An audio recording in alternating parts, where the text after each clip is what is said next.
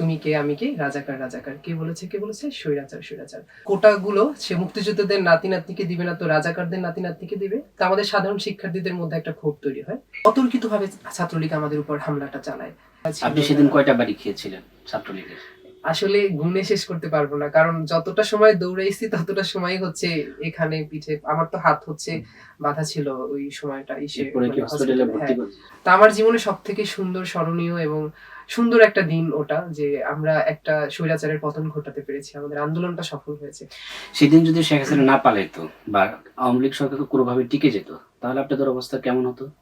আমার ভাইদের মতো আমাকেও হয়তো বা এখন কবরে থাকতে হতো। আমার বর্তমান সরকারের কাছে এটাই বলা থাকবে, আপনি আসলে জুলাইয়ের রক্তের উপর থেকে ক্ষমতায় এসেছেন। জুলাই যদি না হতো আপনি হয়তো আরো 15 বছরও দেশের মাটিতেও পা ফেলতে পারতেন না।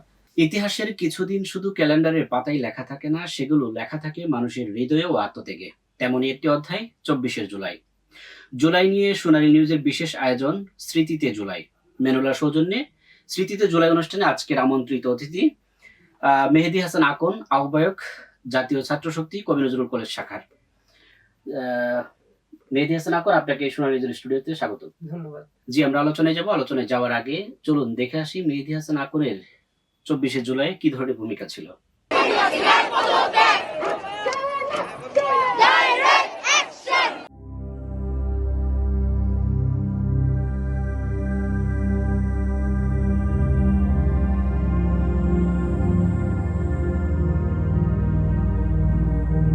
দেখছিলেন মেহেদী হাসানের আকনের 24শে জুলাইয়ের যে ভূমিকা, তার একটি অংশ। আমরা আসছি আলোচনায়। যে মেহেদী হাসান আকন, আপনি কিভাবে এই আন্দোলনে সম্পৃক্ত হলেন, বা আপনি কখন মনে হলো যে আন্দোলনে আপনাকে সম্পৃক্ত হওয়া দরকার? আমি মূলত যখন কোটা সংস্কার আন্দোলনটা শুরু হয়, তো তখন থেকেই কোটা সংস্কারের পক্ষে অবস্থান ছিল আমার। এবং তখন আমার একটা জব করি, যার জন্য আমি নিয়মিত সেখানে যেতে পারতাম না, কিন্তু আমি চেষ্টা করতাম মাঝে মাঝে শাহবাগে যখন তারা অবস্থান নিত আমি সেখানে অংশগ্রহণ করার। এরপরে যখন 14 জুলাই শেখ হাসিনার একটা বক্তব্য, যেটা হচ্ছে আমাদের সবার অপছন্দের, সেটা উনি বলেছিল যে এই যে কোটাগুলো সে মুক্তিযোদ্ধাদের নাতি নাতনিকে দিবে না তো রাজাকারদের নাতি নাতনিকে দিবে। তা আমাদের সাধারণ শিক্ষার্থীদের মধ্যে একটা ক্ষোভ তৈরি হয়।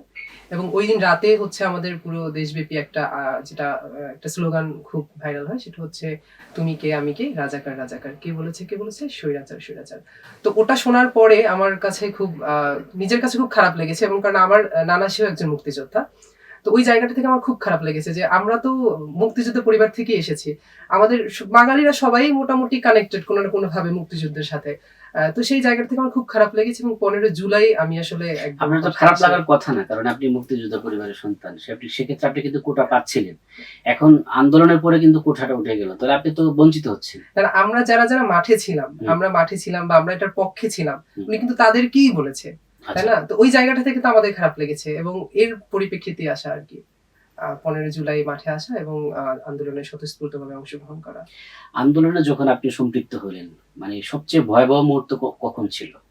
আসলে আন্দোলন 15 জুলাইয়ের পর থেকে 5 আগস্ট শেখ হাসিনা পালিয়ে যাওয়ার আগ পর্যন্ত পুরো সময়টাই ছিল ভয়াবহ।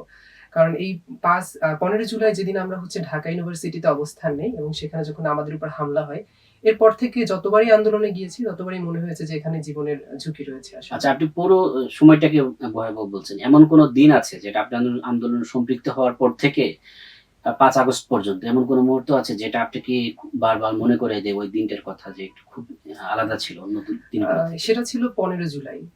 যেটা সেদিন কি হয়েছিল? 15 জুলাই হচ্ছে আমরা কবি নজরুল সোহরাওয়ার্দী জগন্নাথ বিশ্ববিদ্যালয়ে আমরা একত্রিত হয়ে আমরা যেরকম কোটা সংস্কার যে আন্দোলনটা ছিল আমাদের, সেই আন্দোলনটা রেগুলার কর্মসূচির একটা ছিল, যে ওদিন আমরা সবাই মিলে হচ্ছে রাজু ভাস্কর্যে একত্রিত হব, ঢাকা শহরের সব শিক্ষা প্রতিষ্ঠান।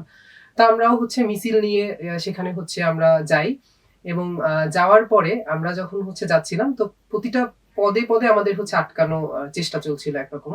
আমাদের তাঁতিবাজার মোড়, এরপরে হচ্ছে গুলিস্তান, এরকম আটকানোর চেষ্টা ছিল। তো আমরা সেই চেষ্টা পেরিয়ে হচ্ছে আমরা যখন রাজু ভাস্কর্যে গিয়ে পৌঁছাই, তো আমরা রাজু ভাস্কর্যে পৌঁছানোর পরে এরপরে আমাদের কাছে খবর আসে যে হচ্ছে আমাদের যে সূর্য সেন এবং 71 হল, ওই সাইডে আমাদের কিছু সহযোগী ভাইদেরকে ছাত্রলীগ আটকে রাখে।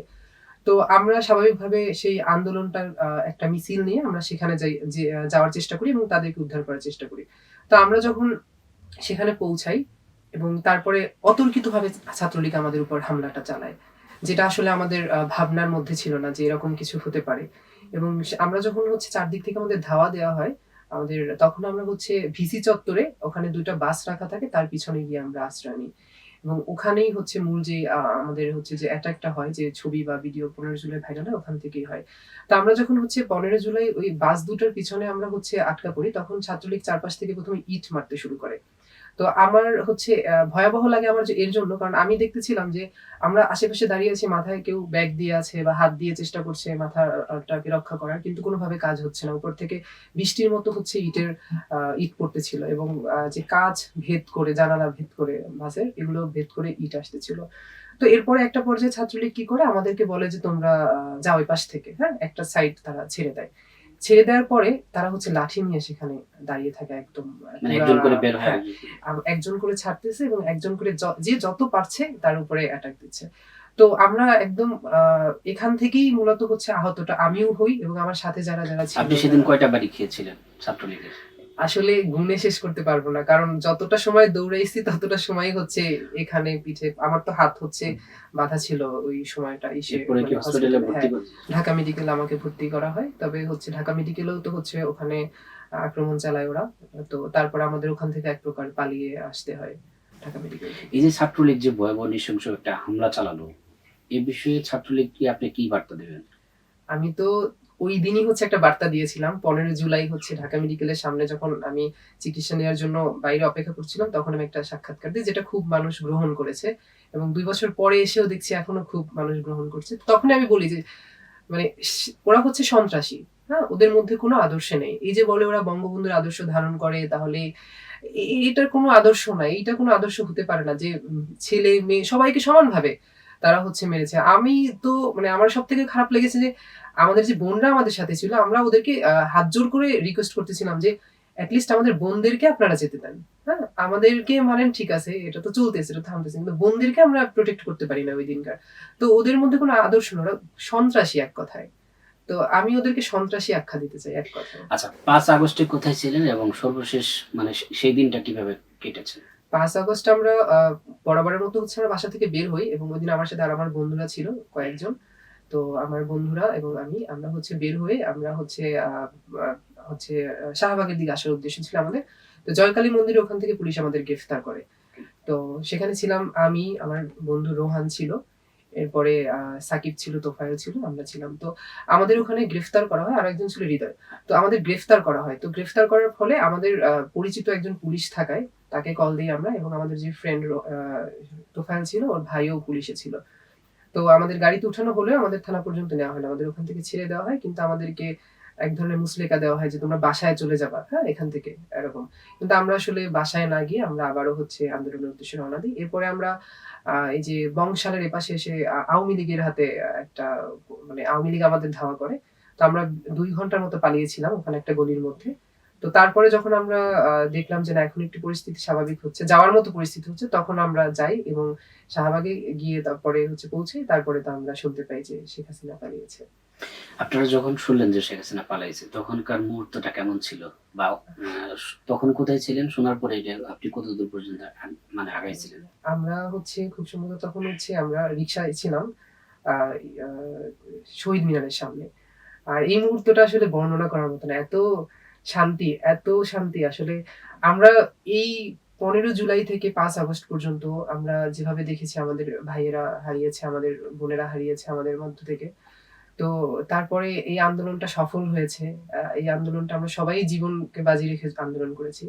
তো আমার জীবনে সবথেকে সুন্দর, স্মরণীয় এবং সুন্দর একটা দিন ওটা, যে আমরা একটা স্বৈরাচারের পতন ঘটাতে পেরেছি। আমাদের আন্দোলনটা সফল হয়েছে।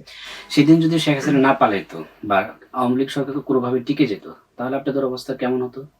আমার ভাইদের মতো আমাকেও হয়তোবা এখন কবরে থাকতে হতো।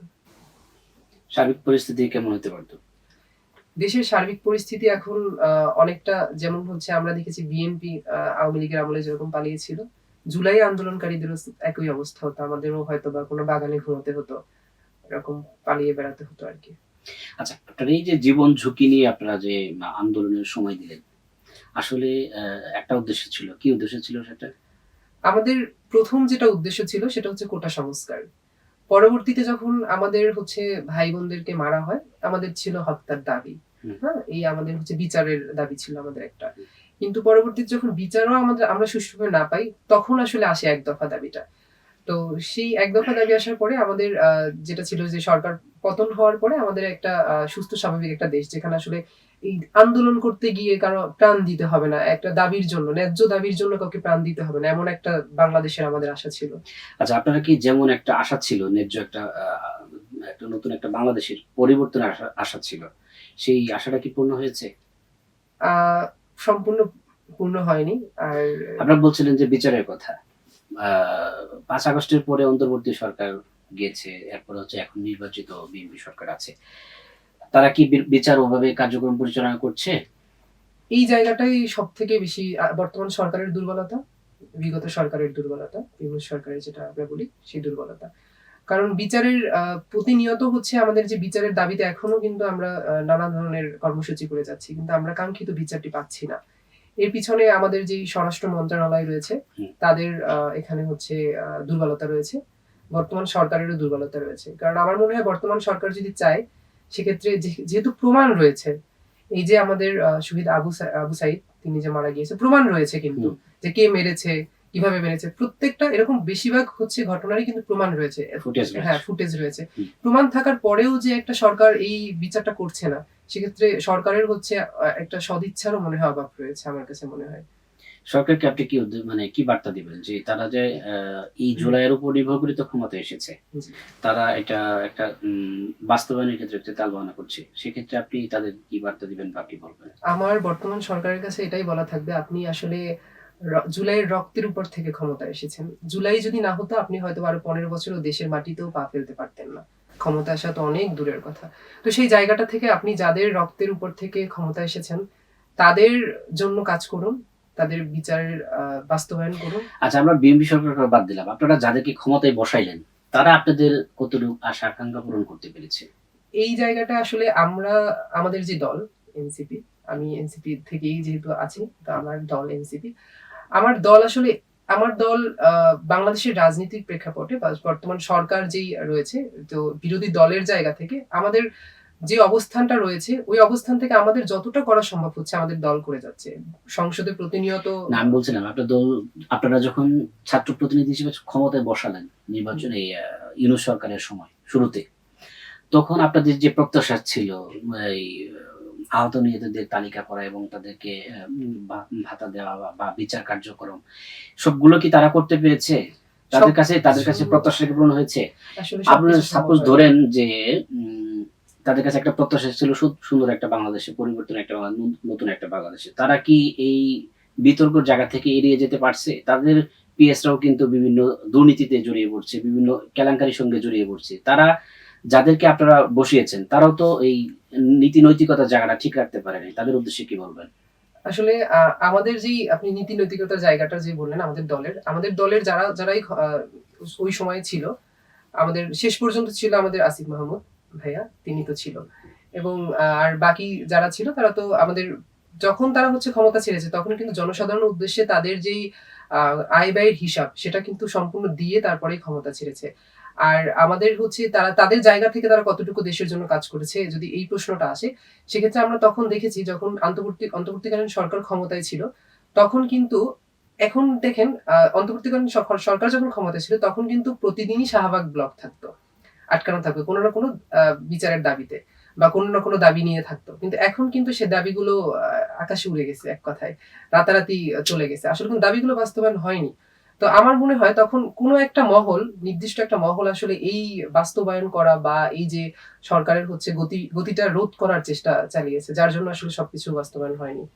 মানে আপনি বলতে চাচ্ছেন তাদেরকে, মানে অন্তর্বর্তী সরকারকে কোনো প্রতিবেশী যারা ছিল, যেমন রাজনৈতিক দলগুলো সহযোগিতা করেনি? হ্যাঁ, রাজনৈতিক দলগুলোর সহযোগিতার অনেক অভাব ছিল, এবং সেই অভাবের জন্যই আজকে অন্তর্বর্তীকালীন সরকার হয়তোবা তার সম্পূর্ণ যে কার্যক্রমটা বাস্তবায়ন করতে পারেনি। আচ্ছা, যারা জীবন দিয়েছে বা আহত নিহত হয়েছে, তারা কি বর্তমান সরকার বলেন, অন্তর্বর্তী সরকার বলেন, তারা কি সঠিক মূল্যায়নটা পাচ্ছে? অন্তর্বর্তীকালীন সরকারের যখন ক্ষমতায় ছিল, তখন তারা যতটুকু মূল্যায়ন পেয়েছে, বর্তমানে ততটুকু মূল্যায়ন আসলে হচ্ছে না আমার মতে। কারণ এই যে আজকে জুলাই গেল, এই জুলাই বর্তমান সরকারের এখন পর্যন্ত আমরা অনেক বড় পরিসরে কোনো কার্যক্রম দেখতে পাচ্ছি না জুলাই কেন্দ্রিক। অন্তর্বর্তীকালীন সরকার যেরকম জুলাই যোদ্ধাদেরকে একটা সম্মান দিয়েছে, তাদের পরিবারকে ডেকে নিয়ে একটা সম্মান দেওয়া হয়েছে, বা আহত যোদ্ধাদের তালিকা তৈরি করা হয়েছে, তাদেরকে যে একটা সম্মান দেওয়া হয়েছে, তো সেই জায়গা থেকে অন্তর্বর্তীকালীন সরকার সর্বোচ্চ করে গিয়েছে। আর বর্তমান সরকারের কথা যদি বলি, তারা হয়তোবা ওরকম করে উঠতে পারছে না, বা তাদের করার জায়গাটা আসলে চোখে পড়ছে না যেটা করছে তারা খুব একটা। আচ্ছা, আপনার চোখে আন্দোলনের সময় সবচেয়ে সম্মুখ সারির যোদ্ধা কারা ছিল, যারা সবচেয়ে বেশি নির্যাতনের শিকার হয়েছে এবং নেতৃত্বে সবার আগে ছিল, এমন 5 জনের নাম বলেন। এমন ৫ জনের নাম যদি বলি, সবার প্রথমে আসবে আমাদের দলের প্রধান যে নাহিদ ইসলাম ভাইয়া। তারপরে হচ্ছে হাসনাত ভাইয়া, সার্জিস ভাইয়া আছে আমাদের, আসিফ মাহমুদ আছে। তো আমি ৪ জনের নাম মেনশন করলাম। এবং হচ্ছে মেয়েদের ক্ষেত্রে যদি আমি বলি, তো মেয়েরা আসলে আমি বলব সকল মেয়েদেরকে আমি একসাথে আরকি তালিকাভুক্ত করছি। অনেকেই কাউকে পিছিয়ে রাখছি অনেকেই না। মন্তব্য করে যে সার্জিস এবং হাসনাত আব্দুল্লাহ তারা আন্দোলনের মাঝামাঝি সময়ে এসেছে এবং তারা শুরুতে ছিল না। এটা কি সত্য?